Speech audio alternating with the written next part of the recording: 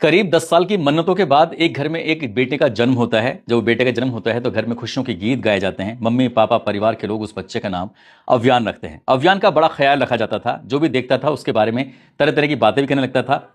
उसको बताया जाता था कि इसका ख्याल कैसे रखना है। एक बार एक बुजुर्ग महिला ने उसको देखकर कहा कि शायद माँ का दूध इसके लिए कम पड़ रहा है, इसलिए इसको बाहर का भी दूध पिलाना शुरू कर देना चाहिए।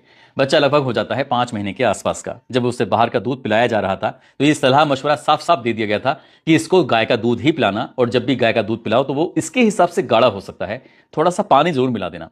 तो माँ ने वही बात सुनी और माँ ने बिल्कुल वैसा ही करना शुरू कर दिया। बाहर का दूध मंगा लिया करती थी, उसके बाद उसमें थोड़ा सा पानी मिलाया और पानी मिलाने के बाद अपने बच्चे को देना शुरू कर दिया। बच्चा भी खुश था, माँ भी खुश थी और माँ बाप और परिवार के सभी लोग खुश थे, क्योंकि वो बच्चा था ही इतना प्यारा सा। ये तारीख आ जाती है 25 दिसंबर 2025 के आसपास। उस बच्चे की अचानक से तबीयत खराब हो जाती है। उसको कभी उल्टी शुरू हो जाती है तो कभी उसको दस्त लग जाते हैं। बच्चे की तबीयत लगातार बिगड़ती चली जाती है। माँ और बाप दोनों इतना परेशान हो जाते हैं, तुरंत ही उसे बच्चों के डॉक्टर के पास लेके जाते हैं और जाकर दिखाते हैं कि साहब देखो, पता नहीं क्या हुआ है, वे 8-10 घंटे पहले से ही इसको उल्टी भी लग गए हैं और दस्त भी लग गए हैं। तब डॉक्टर ने देखा और देखने के बाद कहा ठीक है, मैं कोशिश करता हूं। उसके बाद उसे जो प्राथमिक उपचार था, उसको बच्चे का उपचार होता है और बच्चे को घर भेज दिया जाता है। लेकिन घर बच्चा पहुंचा ही था, अभी 10 या 12 घंटे ही बीते थे कि उसकी फिर से तबीयत खराब हो जाती है। उसको फिर से डॉक्टर के पास लेके जाते हैं, दिखाते हैं, लेकिन वो इस बार जी नहीं पाता। यानी कि 29 दिसंबर 2025 को आखिरकार उस बच्चे की ऐसे में ही मौत हो जाती है, जबकि वो महज 5 महीने के आसपास का होता है। इस माँ और बाप को लग रहा था ये एक सामान्य सी बात थी, शायद कोई ऐसी बड़ी बात नहीं थी। लेकिन जब अखबारों में, सोशल मीडिया के माध्यम से कुछ खबरें छपनी शुरू हो जाती हैं कि उस इलाके में एक के बाद एक लगातार मौत हो रही है, और मौत के पीछे की वजह है इस इलाके में दूषित पानी, गंदा पानी। उस पानी को पीने से एक तरह से वो पानी जहर का काम कर रहा था और कई लोगों की मौत हो चुकी है।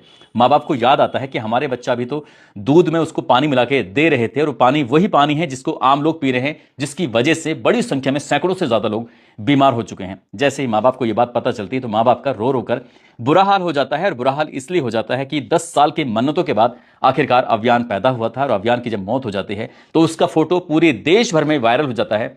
हर कोई इस फोटो को देखकर हैरान भी था, परेशान भी था कि आखिरकार पानी भेजने वालों ने अगर साफ पानी भेजा होता तो अव्यान इस वक्त जिंदा होता। न केवल अव्यान जिंदा होता, बल्कि उस इलाके में 14-15 से ज्यादा लोगों की मौत हो चुकी है, वो भी ठीक होते। और साथ ही जो 200 से ज्यादा लोग बीमार हैं, कई लोग ऐसे हैं जो आईसीयू में भर्ती हैं, उनकी भी हालत इतनी खराब नहीं होती। क्या है पूरी कहानी, इस कहानी के माध्यम से समझते हैं। के इंदौर शहर की, इंदौर वो शहर है जिसको पूरे देश में सबसे सुंदर स्वच्छ शहरों में उसकी गिनती लगातार 8 साल तक की जाती रही है। उसी का एक इलाका है भागीरथपुर।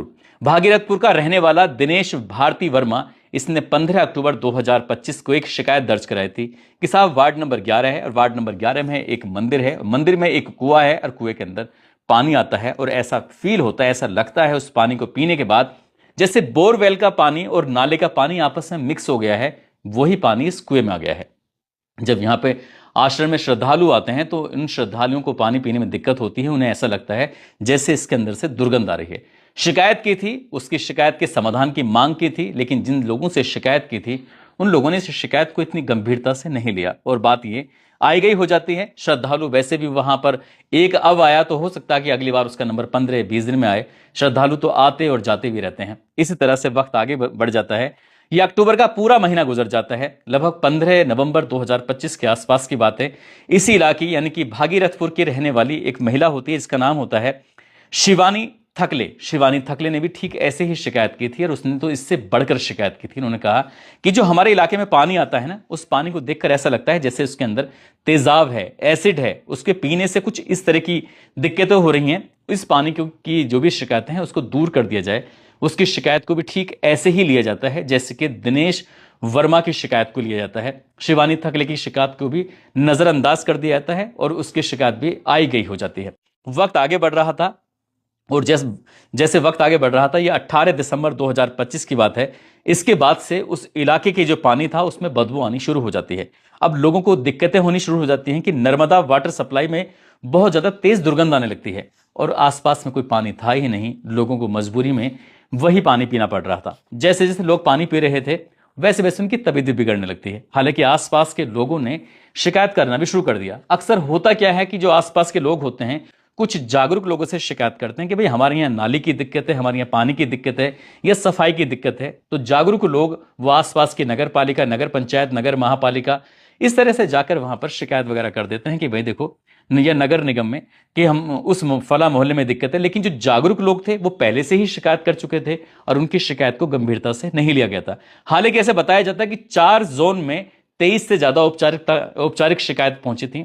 उसके बावजूद भी जो जिम्मेदार थे, जिनके ये काम की बात थी, जिनकी हक की बात की, उन्होंने इस पर कोई ज्यादा गौर नहीं की। और जब गौर नहीं करते हैं तो लोग फिर उसी पानी को पीने के लिए विवश हो जाते हैं, मजबूर हो जाते हैं। लेकिन 29 दिसंबर 2025 को जैसे ही एक मौत होती है, उस मौत के बाद, हालांकि मौत तो पहले भी हो रही थी, लोगों को इन मौतों के बारे में कुछ ठोस जानकारी नहीं थी, सही बात नहीं पता था कि आखिरकार मौत का कारण क्या है, क्योंकि एक ही इलाके में बहुत बड़ी संख्या में लोग बीमार भी हो रहे हैं और बहुत ज्यादा संख्या में लोग इतने बीमार हो रहे हैं कि इनको हॉस्पिटलाइज भी करना पड़ रहा है, आईसीयू में भर्ती करना पड़ रहा है। और हद तो यह हो जाती है कि लगातार एक के बाद एक मौत की जब खबर आती है, शिकायतें आती हैं, तब पत्रकार जागरूक हो जाते हैं। एनडीटीवी के एक पत्रकार होते हैं, उन्होंने स्थानीय विधायक जो कि मंत्री भी होते हैं, नाम उनका कैलाश विजयवर्गीय होता है, उनसे एक सवाल किया जाता है। और जैसे ही सवाल किया जाता है तो ऐसे न जाने कोई आग लग जाती है, कुछ इस तरह की बात थी। अगर आप सुनेंगे तो आप भी खुद हैरान रह जाएंगे। और पीने के पानी की ठीक से व्यवस्था छोड़ो यार, तुम फोकट प्रश्न मत पूछो। नहीं, फोकट नहीं, ये तो मैं तो वहाँ होकर आया हूँ। क्या क्या क्या घंटा हो गया है तुम बात। कैलाश जी बात ठीक से कीजिए, नहीं शब्दों का चयन ठीक करिए। कैलाश जी आप ढंग से बात नहीं कर रहे हैं। नहीं,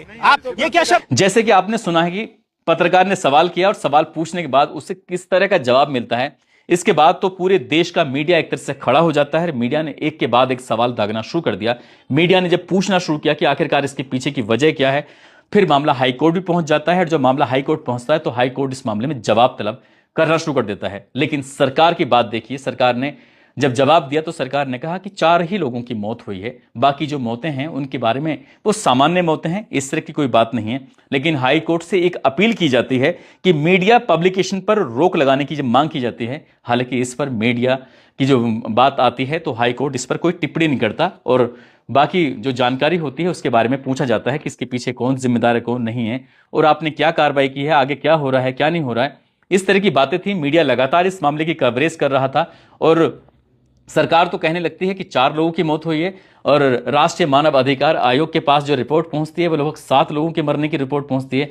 लेकिन दैनिक भास्कर ने अपने प्रथम पेज पर 15 लोगों के मरने की सूची भी जारी कर दी कि फला फला व्यक्ति हैं, इस तारीख से इस तारीख तक उनकी मौत हुई है। अगर हम उनके लोगों के बारे में बात करें तो उसमें उर्मिला है जिनकी उम्र 60 साल के आसपास है, नंदलाल पाल हैं जिनकी उम्र 75 साल के आसपास है, उमा कोरी जिनकी 31 साल उम्र है, मंजुला 74 साल की उम्र है, ताराबाई कोरी 70 साल के आसपास उम्र है, गोमती रावत जिनकी उम्र 50 साल के आसपास है, सीमा प्रजापत जिनकी उम्र 50 साल के आसपास है, संतोष बिगोलिया, जीवन लाल बरेड़े जिनकी उम्र लगभग 80 साल के आसपास है, अव्यान साहू जिसकी उम्र लगभग 5 महीने के आसपास है, अशोक लाल पवार, सुमित्रा बाई, शंकर भाया जिनकी उम्र लगभग 70 साल के आसपास है, अरविंद लिखर और गीता बाई। इस तरह के जब सबके नाम, उनके फोटो सहित जब प्रकाशित किया जाता है तब जाकर मीडिया में और मामला हाईलाइट हो जाता है। उसके बाद फिर एक रिपोर्ट भी दी जाती है कि न केवल ये मरने वालों के आंकड़े थे बल्कि हॉस्पिटल में 201 लगभग मरीज हैं जो भर्ती हैं और उनमें लगभग 16 बच्चे हैं और साथ ही लगभग 32 ऐसे हैं जो आईसीयू के अंदर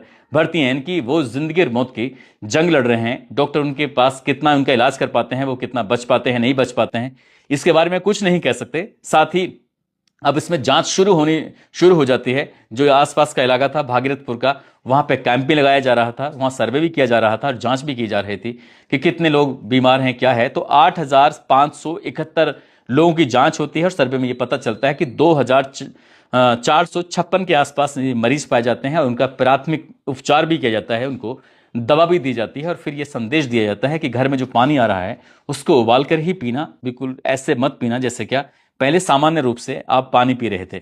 लेकिन जो साधना साहू और सुनील साहू का जो बेटा होता है अव्यान, इसकी मौत ने पूरे देश को झकझोर दिया, पूरे देश को हिला के रख दिया। 10 साल की मन्नतों के बाद आखिरकार ये बच्चा पैदा होता है और इस बच्चे के दूध में जब पानी मिलाया जा रहा था वो पानी उसके लिए जहर बन जाएगा। कभी माँ और बाप ने इस बात को सोचा नहीं था। जब भी इस मीडिया वाले इनसे संपर्क करते हैं तो माँ और बाप का रो रो कर बुरा हाल हो जाता है। उन्होंने बस एक ही अपील की है, उनका बच्चा अव्यान गया तो गया लेकिन किसी और के साथ ऐसा ना हो। इसलिए सरकार को, इसलिए जो जिम्मेदार अधिकारी हैं, नगर निगम को, सभी को अपनी जिम्मेदारी समझनी चाहिए और जिन लोगों ने औपचारिक रूप से ही सही या फिर लिखित में शिकायत की थी, कम से कम उनकी बात को गंभीरता से लेते। तो सीवरेज का पानी जो पीने वाले पानी में मिल गया था वो बिल्कुल नहीं मिलता। एक सुमित्रा महिला हैं जो बिहार के मोतिहारी के रहने वाली होती हैं। उनका बेटा होता है जो कि प्राइवेट नौकरी करता है और इंदौर में रहकर ही अपनी 2 बच्चियों और अपनी पत्नी के साथ रहता है। माँ अपने बेटे से मुलाकात करने के लिए आई थी और ये लगभग 1 महीने पुरानी बात है, दिसंबर की शुरुआत की बात है। माँ जब आती है तो 15 दिन तो उसके आराम से गुजर जाते हैं, लेकिन 15 दिसंबर 2025 के बाद जो पानी दूषित आना शुरू हो जाता है तो उसकी वजह से माँ बीमार रहना शुरू हो जाती है। महज 24 घंटे ही लगे थे, माँ को उल्टी भी होने लगती हैं, दस्त भी होने लगते हैं और सुमित्रा बाई की कब मौत हो जाती है, यानी कि 21 दिसंबर 2025 की बात है। उनकी वो एक रिकॉर्ड के हिसाब से पता चलता है कि सबसे पहले सुमित्रा बाई की मौत होती है।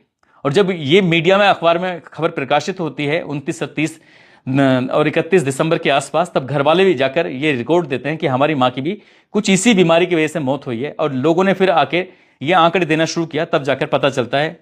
ये राष्ट्रीय मानव अधिकार ने भी इस मामले को गंभीरता से उठाया। विपक्ष ने जब इस मामले को सोशल मीडिया पर उठाना शुरू किया है, मीडिया में आकर अपनी बात करनी शुरू की है, जिम्मेदार लोगों के ऊपर कार्रवाई की मांग करना शुरू किया है। साथ ही जब सरकार चारों तरफ से घिरना शुरू हो जाती है, तब जाकर सस्पेंशन भी शुरू हो जाते हैं और बर्खास्त की भी कार्रवाई हो जाती है। ऐसा बताया जाता है कि एक बर्खास्त हो जाते हैं, फिर तो सैंपल भी लेने शुरू कर दिए जाते हैं और सैंपल के हाल की रिपोर्ट क्या आती है वो मीडिया में शायद अभी तक आया नहीं है। लेकिन कहीं ना कहीं सरकार अपने आप को बचाने की तमाम कोशिश कर रही है। हालांकि मुख्यमंत्री मौके पर पहुंच जाते हैं और जो बीमार हैं उनके पास जाकर उनके हालचाल लेते हैं और साथ ही मीडिया में यह ऐलान करते हैं कि जो भी इसके लिए जिम्मेदार होंगे उन्हें किसी भी कीमत पर बख्शा नहीं जाएगा, उन्हें किसी भी कीमत पर छोड़ा नहीं जाएगा। लेकिन जो छोटे कर्मचारी होंगे, छोटे लोग होंगे, शायद उन पर तो गाज गिर जाएगी, लेकिन जो बड़ी मछलियां हैं वो शायद तैर के बाहर निकल भी जाएंगी। ऐसा ही होता है अक्सर मामलों में। और साथ ही सरकार ने 2-2 लाख रुपए की घोषणा की है। ऐसा बताया जाता है कि जो मृतक हैं उनके परिवार को 2-2 लाख रुपए और उनका जो उपचार होगा बिल्कुल फ्री होगा। लेकिन शायद जिनके गए हैं वो 2-2 लाख रुपए क्या, उन्हें अगर 20 भी लाख दे दोगे, 50 लाख भी दे दोगे तो शायद उनके कभी लौट कर नहीं आएंगे। जैसे कि अव्यान है या बाकी और लोग हैं जिनके गए हैं। जो कहावत है ना कि जिन जाके पैर न फटी भी भाई, वो क्या जाने पीर पर आई। दोस्तों, इस पूरे घटनाक्रम को सुनाने का उद्देश्य किसी को परेशान करना नहीं है, किसी का दिल दुखाना नहीं है, बल्कि आपको जागरूक करना है। और साथ ही पत्रकारों, जिस तरह से एक एनडीटीवी के पत्रकार ने अपनी जिम्मेदारी समझी, जिम्मेदारी समझने के बाद सवाल किया और सवाल करने के बाद शायद ये पत्रकार लोग जागते हैं और उसके बाद मामला जब बहुत ज्यादा हाईलाइट होता है तब जाके पूरे देश भर को पता चलता है कि इंदौर शहर के अंदर आखिरकार इतने लोग बीमार क्यों हो रहे हैं और इतनी बड़ी संख्या में लोगों की मौत क्यों हो रही है। अगर पत्रकार अपना ईमानदारी से काम करे तो शायद ये जितने भी घपले घोटाले हैं, दिक्कत परेशानी है आवाम के लिए, ये कोई दिक्कत परेशानी बिल्कुल भी ना हो। जाते जाते ये